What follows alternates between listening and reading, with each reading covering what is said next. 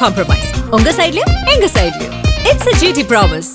GT Holidays, South India's #1 travel brand. ஆதன் சினிமனையில் அனைவரும் ஒரு பெரிய வணக்கம். இன்னைக்கு நம்ம தாவேகா பற்றி தான் பார்க்க போறோம். தாவேகா பத்தி கடந்த 2-3 நாட்களா நம்ம நிறைய விஷயங்கள் சொல்லிட்டு இருந்தோம். அதுல முக்கியமான ஒரு விஷயமா இந்த வேட்பாளர்களோட பட்டியல், அது மட்டும் இல்லாம தேர்தல் வாக்குறுதிகள், இது ரெண்டும் தீவிரமா தயாராகிட்டு இருக்கு அப்படின்னு நம்ம அடுத்தடுத்த காணொலியில சொல்லிட்டே இருந்தோம். இதுக்கு முன்னாடி அதுதான் இப்ப நடந்துருச்சு அப்படின்னு எடுத்துக்கலாம். வர 27ஆம் தேதி மாமல்லபுரத்துல தாவேகா சார்பாக அந்த பட்டியலை வெளியிட போறாரு விஜய் அவர்கள். இதே ஒரு பக்கம் இருக்கட்டுங்க. ஆனா எனக்கு இந்த நேத்துல இருந்து நிறைய நண்பர்கள் எனக்கு என்னெல்லாம் ஷேர் பண்றாங்கன்னா, 160 வேட்பாளர்லாம் இருக்காங்களாமே அங்க, நீ எப்படி 234 தொகுதிகளிலும் வேட்பாளர் ரெடி ஆயிட்டாங்க, அது பட்டியல் ரெடி ஆயிட்டே இருக்கு அப்படின்லாம் நீங்க சொன்னீங்க அப்படின்னு நம்மகிட்ட கேட்கும் பொழுது, நம்மளும் அங்க இருக்கக்கூடிய ஆட்கள்கிட்ட விசாரிச்சோம். ஒருவேளை இது உண்மை கிடையாது, நம்மளுக்கே தெரியும். அங்க இருக்கக்கூடிய விஷயங்கள்லாம் நம்ம கேட்கும் பொழுது, அதாவது உள்ள டீம்ல இருக்கவங்கலாம் கேட்கும் பொழுது, அது உண்மையிலேன்னு உங்களுக்கே தெரியும்ல அப்படின்ற மாதிரியும் சொல்லியிருந்தாங்க. ஸோ அதான் இப்போ என்ன நடந்துகிட்டு இருக்கு அப்படின்னா, இந்த 160 தொகுதிகளுக்கு மட்டும் தான் வேட்பாளர் தயாராகிட்டாங்க. மீதி இருக்கிற வேட்பாளர் யாருமே தயாராக இல்லை. அது மட்டும் இல்லாமல் ஒவ்வொரு தொகுதிகளுக்கும் அவங்க எவ்வளோ செலவு பண்ண தயாராக இருக்காங்க, அவங்கள தான் நாங்கள் தேர்வு பண்ணிட்டு இருக்கோம் அப்படின்னு சொன்ன விஷயங்களும் பொய். இது வரைக்கும் மாவட்ட செயலாளர்களாக பொறுப்பு வழங்கின எல்லாருமே கிட்டத்தட்ட அவங்க தான் வேட்பாளர்கள் அப்படின்றது முடிவு செய்யப்பட்ட ஒரு பட்டியலாக தான் நம்மளால பார்க்க முடியுது. இப்போ என்ன நிலையில இருக்கு அப்படின்னு பார்த்தீங்கன்னா, வர 27ஆம் தேதி மாமல்லபுரத்தில் அதே தான் 4 பாயிண்ட் ஹோட்டலில் வச்சு 234 தொகுதிகளிலும், அதாவது தனிச்சு தாவேகா நிற்க போதில் மாற்று கருத்தே இல்லை. இதுதான் பாண்டிச்சேரியில் நடந்துச்சு. புதுச்சேரியில் என்ன நடந்ததுன்னா, 30 தொகுதிகளிலும் நம்ம தனியாக களம் காண்றோம் அப்படின்னு விஜய் அவர்கள் அறிவிச்சிட்டாங்க. வேட்பாளர் பட்டியலோட வெளியாச்சு. இறுதி நேரத்தில் புதிதாக ஒரு கூட்டணிக்கு ஒரு கட்சி வரும் பொழுது அவங்களுக்கு 2 சீட்டும் 28 சீட்டுகளும் தாவேகாவும் அங்கே நிற்கிறதாவும் உறுதி செஞ்சு அவங்க வேட்புமனு தாக்கல் பண்ணிட்டாங்க. இப்போ விஜய் அவர்கள் இங்கே இருக்கக்கூடிய 234 தொகுதியில் வேட்பாளர் பட்டியலுமே அவர் என்னைக்கு ரிலீஸ் பண்ண போகிறாங்க? ஏன்னா எல்லா கட்சிகளும் தேர்தல் வாக்குறுதியில் கொடுத்துட்டாங்க, கூட்டணி கட்சிகளுக்கு உண்டான பங்கீடை கொடுத்துட்டாங்க, அவங்க எத்தனை சீட் நிற்க போகிறதுன்னு சொல்லிட்டாங்க, எங்கெங்கே நிற்க போகிறதுன்னு சொல்லிட்டாங்க. ஆனால் இவர் ரொம்ப சைலண்ட்டாக இருக்காரு, இன்னும் பனையூர்லேயே இருந்தால் எப்படி அப்படிலாம் நம்மளுக்கும் நிறைய பேர்லாம் அனுப்பும் பொழுது அப்படி கிடையாதுன்ற நம்மளுக்கு தெரியும். அதை விரிவாக சொல்றது தான் இந்த காணொலி. விஜய் அவர்கள் அந்த தேர்தல் வாக்குறுதியில முழு கான்சென்ட்ரேட் பண்ணி அது மிக தீவிரமாக செயல்பட்டு அதுக்கு உண்டான விஷயங்கள் பண்ணிட்டாருங்க. நீங்க இதுக்கு முன்னாடி மகளிர் தினத்தன்னைக்கு மகளிரை இன்ன வரைக்கும் மறக்காம ஒரு மிகப்பெரிய சாதனையா பார்த்துட்டு இருக்கக்கூடிய அவங்களோட திட்டங்களா இருக்கட்டும், இப்போ இனி வரக்கூடிய இந்த தேர்தல் வாக்குறுதிகள் அப்படின்றது இளைஞர்களை முன்னிறுத்தி அப்படின்றத நம்ம சொல்லிட்டு இருக்கோம்ல, நம்ம கேள்விப்பட்ட வரைக்கும் அதுக்கு தான் முதன்மை கொடுத்திருக்காரு விஜய் அவர்கள். ஸோ இளைஞர்களுக்கு வேலை வாய்ப்பு என்ன, ஒவ்வொரு குடும்பத்தாருக்கும் ஒவ்வொரு சொந்த வீடு இருக்கணும், அவங்களுக்கு உண்டான ஒரு கார் இருக்கணும். இது இலவசம் கிடையாது. அது என்னன்றதை முதல்ல அந்த கான்செப்ட் நல்லா புரிஞ்சுப்போம். அதாவது அவங்களுக்கு உண்டான வேலை வாய்ப்பை நம்ம கொடுத்துட்டோம் அப்படின்னா அவங்களே சொந்தமா வீடு கட்டிக்க போறாங்க, சொந்தமா வாகனம் வச்சுக்க போறாங்க. அந்த அளவுக்கு நம்ம உருவாக்கி கொடுப்போம் அப்படின்றதான் விஜய் அவர்கள் ஒரு மேடையில சொன்னதும், அதுக்கு என்னென்னலாம் பண்ணலாம், எப்படிலாம் அதுக்கு உண்டான விஷயங்கள் எடுத்து கொண்டு போய் சேர்க்க முடியும் அப்படின்றல மிக தீவிரமாக வேலைகள் செஞ்சு அவங்க ஒரு வேட்பாளர், அதாவது தேர்தல் வாக்குறுதியில் தயார் செஞ்சுக்கிட்டு இருக்காங்க. இந்த பக்கம் வேட்பாளர் பட்டியல், இதுக்கு முன்னாடி வரைக்கும் அந்த முதல் கட்ட தேர்வு ஆனது இருக்கு பார்த்தீங்களா, 60-70 பேர். அதை தாண்டி விஜய் அவர்கள் வேற யாருமே நேர்முக தேர்வு பண்ணல. குறிப்பாக 234 பேருமே அவர் சந்திக்கவே இல்லை அப்படின்னு சொல்லிட்டு இருந்தாங்க. ஏன்னா அவர் சமீபத்தில் ஒரு விழாக்கு போயிட்டு வரும் பொழுது அங்கே என்ன நடந்துட்டு, தமிழ்நாட்டில் என்ன கலவரம் நடந்துட்டு இருக்கு, இவர் ஒரு ஃபங்க்ஷன் போய் அட்டன் பண்ணிட்டு வராரு. அப்போ அங்கே வேட்பாளர் யாரும் ரெடியா இல்லையா, செலவு பண்ண யாரும் தயாரா இல்லையா, தாவேக்கால நிற்க யாரும் தயாரா இல்லையா அப்படின்னாங்க. அப்படிலாம் கிடையவே கிடையாது. இரவும் பகலுமாக வேட்பாளர் தேர்வு மட்டும்தான் அங்கே நடந்திருக்கு.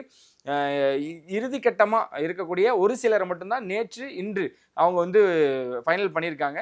ஸோ நம்ம சொன்ன மாதிரி 27ஆம் தேதி எல்லாருக்குமே தெரிஞ்சிடும் யார் யார் எங்கெங்கே நிற்க போகிறான்ற இறுதிக்கட்ட வேட்பாளர் பட்டியலில் ரிலீஸ் பண்ணிட்டு போகிறாங்க. இது தொடர்ந்து இங்கே இப்போ பாரு, நீங்கள் 4 பாயிண்ட்ஸில் ரிலீஸ் பண்ணுறீங்களே, என்னதான் காரணம் அப்படின்றப்போ பனையூரில் அவங்க ரெடி. ஏன்னா இத்தனையும் பண்ணும் பொழுது வேட்பாளர் அறிமுகப்படுத்தக்கூடிய நிகழ்ச்சியானது பனையூரில் தான் நடக்கணும், அதுதான் அவங்களுக்கு முன்னாடி விருப்பம். ஆனால் அங்கே இருக்கக்கூடிய விஷயங்கள் சமீபத்தில் நீங்கள் பார்த்துருப்பீங்க, இந்த விருப்ப மனு வழங்கும் பொழுது அருகாமையில் இருக்கக்கூடிய ஒரு சிலர் அதில் உண்மையாகவே சிலர் போக்குவரத்துக்கு கொஞ்சம் சிரமப்பட்டு அவங்க ஒரு சில பல விண்ணப்பங்கள் வச்சுருக்காங்க. அது தலைமைக்கும் போயிருக்காங்க, தாவேகா தலைமைக்கும் அது தெரிஞ்சிச்சு.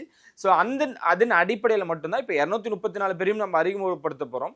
எல்லா தொகுதியிலிருந்தும் மாவட்ட செயலாளர்களும் வருவாங்க, இந்த மாதிரி கொஞ்சம் அவங்கள சார்ந்த ஆட்களும் வருவாங்க. ஸோ யாருக்குமே இடையூறு வந்துடக்கூடாதுன்றதுல ரொம்ப தெளிவாக விஜய் அவர்கள் முடிவெடுத்து மகாபலிபுரத்தில் இருக்கக்கூடிய 4 பாயிண்ட்ஸ் ஹோட்டலில் அந்த நிகழ்ச்சியை, அந்த விழாவை ஏற்பாடு பண்ணியிருக்காங்க. ஸோ அங்கே வச்சு 234 தொகுதியில் இருக்கக்கூடிய வேட்பாளருமே அறிமுகப்படுத்த போகிறாங்க. இதை தாண்டி என்ன பண்ண போறாங்க அப்படின்னு பார்க்கும்பொழுது தேர்தல் வாக்குறுதியிலும் அவர் வந்து வெளியிட போறாரு. ஆனா அவர் பனையூர்லயே இருக்காருப்பா. மற்ற கட்சிகள்லாம் வந்து அனௌன்ஸ்மெண்ட் பண்ணிட்டாங்க, பிரச்சாரத்தையே தொடங்கிட்டாங்க, எல்லாருமே களத்துல போய்கிட்டு இருக்காங்க. இவர் என்னைக்கு தொடங்கி அவர்லாம் வந்து அவங்களையெல்லாம் வந்து மிஞ்சுவாரு, இவரோட பரப்புரையானது, அதாவது தேர்தல் பரப்புரையானது எப்படி இருக்க போகுது, பிரச்சாரமானது எப்படி இருக்க போகுது, எந்த டைம்ல இருந்து ஆரம்பிச்சு எந்த டைமுக்கு முடிப்பாரு, இந்த தமிழ்நாட்டில் அவர் எங்கெங்கெல்லாம் பார்க்க வேண்டியது இருக்கு தெரியுமா, எதுவுமே பண்ணாம இருக்காரு அப்படின்னு சொல்றாங்கல்ல, அதுக்கும் ஒரு விடையா இந்த 27ஆம் தேதி இருக்க போகுது. நம்ம தெளிவா சொல்லியிருந்தோம் பெரம்பூர்ல இருந்து அவர் ஆரம்பிக்க போறாரு அப்படின்னு. அதுல மாற்று கருத்தே இல்லை. ஆனா புதுச்சேரியில தேர்தல் கிட்ட நெருங்கிட்டு இருக்க வேலையில புதுச்சேரியிலிருந்து அவரோட பிரச்சாரத்தை தொடங்குறாரு. ஆல்ரெடி அவர் முன்னாடி நிர்வாகிகள் சந்திப்பு கூட்டத்தப்பே சொல்லியிருந்தாரு, எனக்கு உங்க பெரிய விழாவா ஒன்று எடுக்கணும் அப்படின்றது எனக்கு ரொம்ப பெரிய ஆசை அப்படின்னு விஜய் அவர்களே சில பல விண்ணப்பங்களை சொல்லியிருந்தாங்க. எல்லாருக்குமே தெரியும் இந்த முறை தாவேகா தனிச்சு நிக்குது, கூட்டணிக்கு இறுதி கட்டமா ஆயிடுச்சு. பெரிய கட்சிகள் எல்லாமே கூட்டணியில் இருக்கக்கூடிய எல்லாத்துக்கும் பங்கீடு பிரிச்சு கொடுத்துட்டாங்க. தாவேகா மட்டும் தனியா நிக்கிறாங்க. ஸோ இப்போ புதுச்சேரியிலேருந்து அவர் தொடங்கணும். அங்கே இருக்கக்கூடிய இது முதல்வர் என்ன பண்ணியிருந்தாங்கன்னா, விஜய் அவர்கள் பண்ணக்கூடிய நிர்வாகிகள் சந்திப்பு கூட்டத்துக்கு சில பல நாட்கள் மட்டுமே தாமதப்படுத்தி அது அனுமதி அளிச்சிருந்தாங்க. அந்த சில பல நாட்கள் எதுக்கு அப்படின்னா, அவங்க மக்கள் சந்திப்பு கூட்டமாக நடத்த போகிறாங்களா, மேடை போகிறாங்களா, எந்த மாதிரியான பாதுகாப்பு வசதிகள் கேட்டிருக்காங்க அப்படின்றது காரணம் காட்டி தான் அதுக்கும் சில பல நாட்கள் எடுத்துக்கிச்சு. ஆனால் அங்கே இருக்கக்கூடியவர் விஜய் அவர்கள் எப்போ வேணாலும் வரலாம், அவருக்கு வந்து ஃபுல்லாக வந்து பெர்மிஷன் இருக்குது அப்படின்றதுமே முதல்வர் அவர்கள் தெரிவிச்சிருந்தாங்க. ஆனால் இங்கே பொறுத்த வரைக்கும் அவர் வந்து 23ஆம் தேதி தான் தேர்தல், வேட்பாளர் பட்டியலில் ஒரு பக்கம் தரையாயிட்டு இருக்கு. ஆனால் புதுச்சேரியிலேருந்து நம்ம தொடங்கணும், அங்கே தான் மிக விரைவில் தேர்தல் நடக்கவிருக்கு. ஸோ அங்கேருந்து நம்ம தொடங்கிடலாம் அப்படின்ட்டு முதல்ல புதுச்சேரியில் களம் காண போகிறார், அதாவது பிரச்சாரத்தை தொடங்க போகிறார் விஜய் அவர்கள். மீண்டும் சொல்கிறேன், அந்த வார்த்தையை பயன்படுத்தலான்றது நினைக்கிறேன். சூறாவளி பிரச்சாரத்துக்கு விஜய் அவர்கள் தயார், வாகனம் தயார், அவரோட அந்த ஒவ்வொரு ஊர்களுக்கும் போயிட்டு அங்கே இருக்கக்கூடிய குறைகளும் அதுக்கு உண்டான தீர்வுகளும் சொல்லுவாங்கல்ல, அந்த லிஸ்டும் தயார், வேட்பாளர் பட்டியலும் தயார், தேர்தல் வாக்குறுதியிலும் தயார், எல்லாமே தயார் நிலையில் இருக்கு. இப்போ 27ஆம் தேதி பிள்ளையார் சொல்லி போடுறாங்க. வரக்கூடிய திங்கட்கிழமையிலிருந்து இந்த சூறாவளி பிரச்சாரத்தை தொடங்குறார் விஜய் அவர்கள். புதுச்சேரியில் ஆரம்பிச்சு பெரம்பூர்ல அவரோட மக்களா அவர் இனிமேட்டு தத்து எடுத்துக்கிட்டாரு அப்படின்னு தான் சொல்லும். பெரம்பூர் மக்களை இனி இந்த படத்துல வீரம் படத்துல அஜித்குமார் சொல்ற மாதிரி தான், என்னை தாண்டி தான் அவங்களை தொடணுன்ற மாதிரி பெரம்பூர்ல விஜய் அவர்கள் நிக்க போறத உறுதிப்படுத்தி மிகப்பெரிய ஒரு இடத்துல இருந்து நம்மளுக்கு ஒரு சோர்ஸ் வந்திருக்காங்க, உறுதிப்படுத்திட்டாங்க. ஏன்னா நீங்களும் நிறைய சேனல்ஸ்ல பார்த்திருப்பீங்க, நிறைய இடங்களை பார்த்திருப்பீங்க. இது உண்மையா அப்படின்னு கேட்கும் பொழுது பெரம்பூர்ல விஜய் அவர்கள் நிக்க போறது உறுதி. அந்த மக்கள் அப்படியே தத்துக்கு எடுத்துக்க போறாரு. ஏன்னா அந்த அளவுக்கு பார்த்துக்க போறாரு. அங்க இருக்கக்கூடிய விஷயங்கள், அங்க இருக்கக்கூடிய மக்களுக்கு என்னென்ன குறைகள் இருக்கு, என்னென்ன விஷயங்கள் அது தேவைப்படும் அப்படின்றது முதற்கொண்டு அவருக்கு ஆல்ரெடி போயிடுச்சு. ஸோ அவர் வந்து திங்கட்கிழமை புதுச்சேரியை முடிச்சுட்டு இனி வர நாட்களில் ஒவ்வொரு இடங்களா தமிழ்நாடு ஃபுல்லாக அவர் பயணிக்க போறாரு.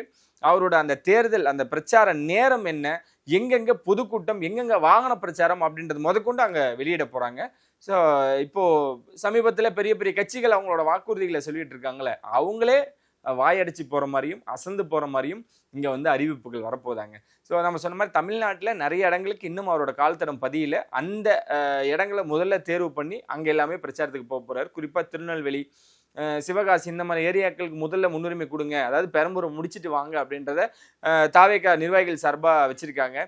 இதன் இடையில மதுரையில் இருக்கக்கூடிய சில விஷயங்கள் நீங்க பார்த்துருப்பீங்க. மதுரையில் நடந்த சில விஷயங்கள் என்னன்னா கொஞ்சம் கசப்பாக தான் இருந்துச்சு. ஏன்னா தாவேகா மாவட்ட செயலாளர் அவர்கள் மதுரையில் இருக்கக்கூடியவர் இந்த மாதிரி பணம் வாங்கிட்டு, அதாவது உங்களுக்கு நான் முன்னுரிமை கொடுக்குறேன், உங்களுக்கு பொறுப்பு கொடுக்குறேன் அப்படின்ட்டு பணம் வாங்கினதாகவும் ஒரு சிலர் அங்கங்க இருந்த விஷயங்கள் வந்துகிட்டே இருக்கு. இதுவும் தலைமைக்கு போயிருக்கு. உடனே அவங்க என்ன நடந்துகிட்டு இருக்கு, ஏது நடக்குன்றதை அவங்க கேட்டு உடனே அவங்க ஆக்ஷன் எடுத்திருக்காங்க. மீன்ஸ் புகார் சொன்னவங்க உண்மையா சொன்னாங்களா, பொய்யா சொன்னாங்களா, மாவட்ட நிர்வாகிகள் என்ன பண்ணிக்கிட்டு இருக்காங்க, என்ன நடந்துகிட்டு இருக்குன்றத உடனே அப்டேட் பண்ணியிருக்காங்க. இதுக்கு உண்டான விஷயங்களாகவும் ஒரு இதாக கிடைக்க போகுது. இவங்க தெளிவாக இருக்காங்க. என்னன்னா விஜய் அவர்கள் பெரம்பூர் கிட்டத்தட்ட சென்னை அவர் தான் ஆக்குபை பண்ணுறாரு. அதுக்கப்புறம் ஆதவ அர்ஜுனா அவர்கள் சென்னை அருகாமையில் இருக்கக்கூடிய எல்லா ஏரியாக்களும் உள்ள விஷயங்கள் பண்ண போகிறாரு. இன்னொன்று என்னன்னா ஸ்பெஷலான விஷயம், தாவேகா சார்பாக தமிழ்நாடு முழுக்க ஒரு சர்வே எடுத்திருக்காங்க. தனிப்பட்ட முறையில் தாவேகா ஒரு சர்வே எடுத்திருக்காங்க. அதில் எங்கெங்கே நம்ம ஸ்ட்ராங்காக இருக்கோம், என்னென்ன சொல்கிறாங்க, யங்ஸ்டர்ஸ் பெண்கள் அவங்களோட விஷயங்கள் என்னவா இருக்குது அப்படின்றத முதற்கொண்டு அவங்க தனிப்பட்ட முறையில் ஒரு சர்வே எடுத்திருக்காங்க. அது கிட்டத்தட்ட விஜய் அவர்களே நேரடி பார்வையில் அவர் பார்த்து, ஓகே இங்கெங்கெல்லாம் நம்ம ஸ்ட்ராங்காக இருக்கும், இங்கெல்லாம் தேவைப்படுது, இங்கெங்கெல்லாம் கொஞ்சம் நம்ம இன்னும் கடினமாக உழைக்கணும் அப்படின்றத அதுக்கு ஒரு ஸ்ட்ரக்சர் மாதிரி போட்டு அதுக்கு உண்டான விஷயங்களையும் மேற்கொள்ள சொல்லியிருக்காரு அவங்க தலைமைக்கு. இது தவிர ஈரோடு, கோயம்புத்தூர், திருப்பூர் இந்த மாதிரியான ஏரியாக்கெல்லாம் செங்கோட்டையன் அவரோட மேற்பார்வையில் விட்டுருக்காங்க. அதாவது அங்கே இருக்கக்கூடிய விஷயங்கள் எல்லாமே தேர்தல் அவரோட அறிவித்தலின்படி தான் அங்கே இருக்கக்கூடிய ஏரியாக்கள் எல்லாமே நடக்கணும். இந்த மாதிரி ஒவ்வொரு பகுதிகளாக ஒவ்வொருத்தருக்கும் பிரித்து வேலைகளை தொடங்கிட்டாங்க அப்படின்னே சொல்லலாம். இந்த பொதுக்கூட்டத்தை பொறுத்த வரைக்கும் நேற்று கூட பார்த்துருப்பீங்க, சமீபத்தில் நிறைய விஷயங்கள் நடந்திருக்கு. சென்னையை மையப்படுத்தி பெரிய ஸ்டார் கேண்டிடேட்லாம் இறங்க போகிறாங்க. அதில் மாற்று கருத்து இல்லைன்னு எல்லாருக்குமே தெரியும். ஆனந்த் அவர்களாக இருக்கட்டும், ஆதவ் அவர்களாக இருக்கட்டும், விஜய் அவர்களாக இருக்கட்டும், இன்னும் நிறைய பேர் வந்து சென்னையை மையப்படுத்தி களம் காண போகிறாங்க. குறிப்பாக எக்மோரில் ராஜ்மோகன் அவர்களும் நிற்கிறதாவும் நிறைய தகவல் வந்துக்கிட்டு இருக்கு. இதை தாண்டி திருச்செங்கோட்டில் அருண்ராஜ் அவர்கள், செங்கோட்டையன் அவர்கள் ஈரோட்டில் நிற்கிறாங்க.